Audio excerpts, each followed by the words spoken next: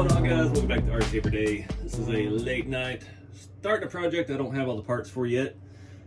So I'm getting ready to go to Proline by the fire, first time out in California, and I want to build a scale truck. So I've got the new RC4 drive, the 82 Toyota. We've got it set nice and low, and all the mods we did that it's axle underleaf. I put that chassis on this blue Blazer, insert photo here. It looked cool, so I think we're going to do some changes to this. I want to build something special just for this event, and why not use the most beat of my rigs I have. So this thing has developed a bad lean to one side. I don't know why. Sitting on the shelf, I mean, I don't understand why it couldn't be damaged at all. So I do love the tire and wheel, but we're going to go lower, and I think Steely's cleaning up some of this patina, but we're going to do some massive changes to the chassis. Upon getting the 82 Toyota from RC4 Drive, someone pointed me in the right direction. CC Hand makes axle flip kits with better, lower shock mounts. So I've got one of each of those on the way. Of course, I went to order it, and one of them was out of stock, so I had to wait a little extra time. But I've got both. They have a 9mm drop and a 12mm drop, and I've got that on the way. I've also just discovered I still have the cross-country Jeep that RC4 Drive had briefly, and it has awesome K44 axles, and I'm thinking we're gonna swap those onto this truck, give it the proper axle for a square body Chevy of the 80s. The only issue with that is it has the front diff on the other side. So this truck has a flip kit for the motor and transmission from Tiny Truck Nuts. We put it on a while back. It moves everything to the opposite side, and that puts our output in the right place for the Yoda axle. But I've done a lot of stuff to this. This truck is phenomenal. We've got a leaf flip kit. We've got the Tiny Truck Nuts skid plate, which is awesome, and tall shock towers. It's broken in. The leaf springs are super soft. Hoping we can salvage those. That left, it's leaning this way for some reason, and I don't know why. Not like I've abused this thing at all, but and we already got my favorite combo, Fusion Pro 422 HD, and this thing is just a tank, and it needs some love. So this was kind of a test bed for all of my weathering stuff. We tried well, first of all, I got this body used. I got this whole truck used.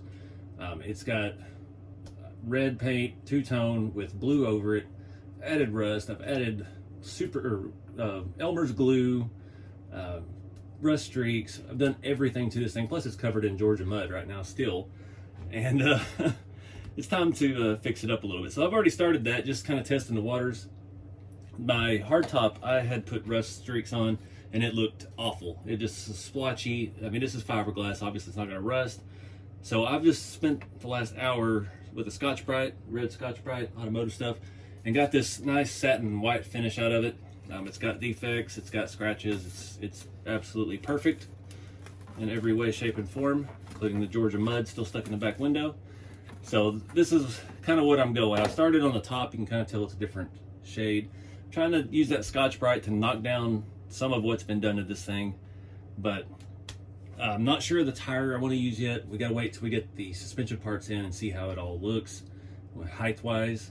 And we'll get the axle swap. We're gonna have to flip the motor and transmission back around because like I said, our front diff is on this side, so we definitely need that clearance if we're going lower. And I'm not sure what parts of the Tiny Truck Nuts kit we'll be able to reuse. I'm hoping we can probably use this shaft. We flip the skid plate around, and I don't remember what we had to do to the transfer case to make that work, but we should be able to undo that. Get this chassis cleaned up. Hard to see all the stuff we got going on, but we got a red rear seat, red door panels, blue dash with cracks, blue bucket seats. It's just kind of a hodgepodge mess. We got a CB radio. I have one of the Twisted Tree CB antennas already removed because I was standing up there. So it's going to look like crap underneath all this once we get, basically we're just trying to take the rust streaks off and then address some of these deep scratches where it brought back down to the red. You can see where it was two-tone before. I traded for this rig, I think, or did something a while back, but I absolutely love it. It's been a blast to beat out at events. Got nice scale bumper. The front, we need to address dirt falling on the end. Need to address this front bumper is very well broken. I think it's only held on with one screw. Our lights won't stay facing the right direction.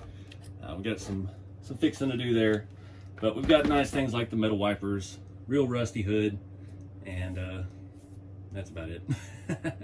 So I'm gonna pick back up where I was at, start with the Scotch-Brite, and keep going over this thing. I'm trying not to get too low, but I'm trying to get off all the things I've tried on it while leaving things in certain places. So let's get started.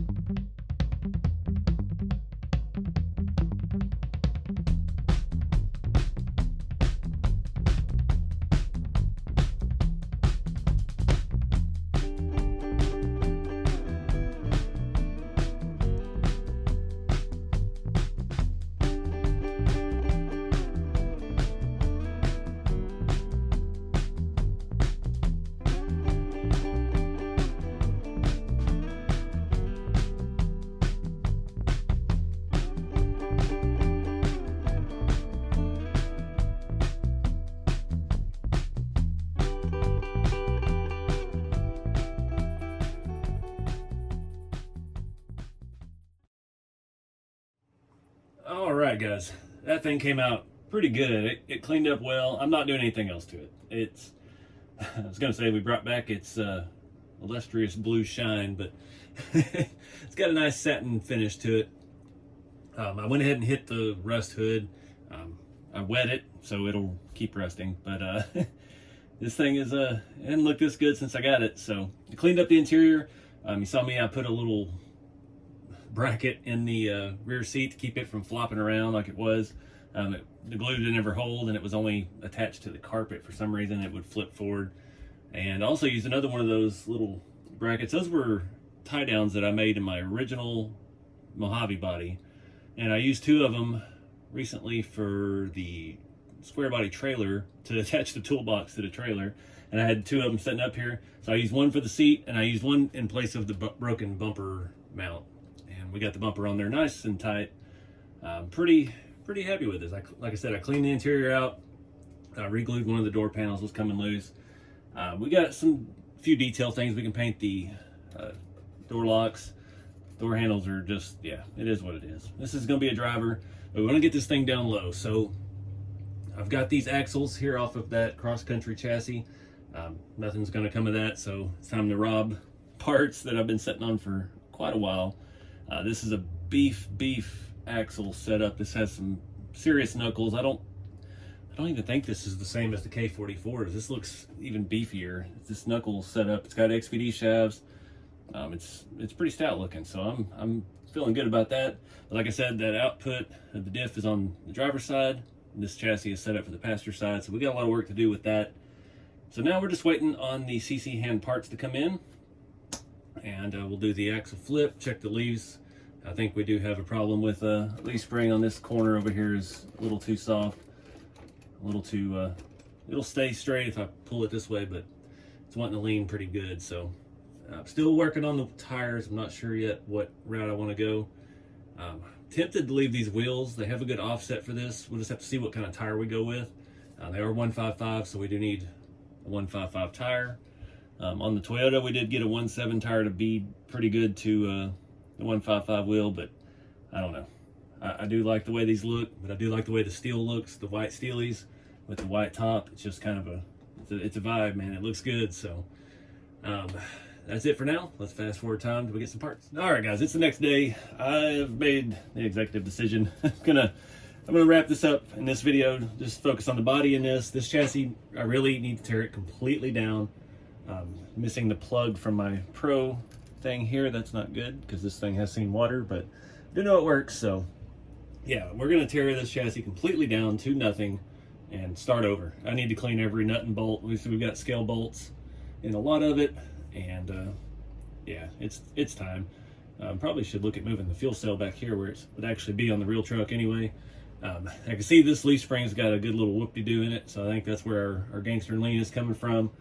Again, I bought this truck used. It's got some issues. I had some stripped out bolts mounting this tiny truck nuts skid plate.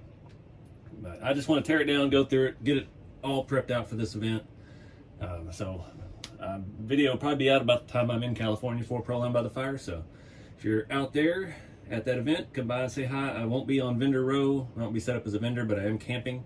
And I will have all my kits and stuff with me if anybody would like to pick one up, stickers and hats and all that usual stuff.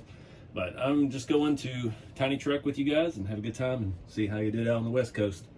But stay tuned for part 2. We're gonna undo a lot of on this and get this thing revamped and ready to go. So appreciate you guys watching. Get out there and have some fun with the hobby. Keep it scale. We'll see you next time.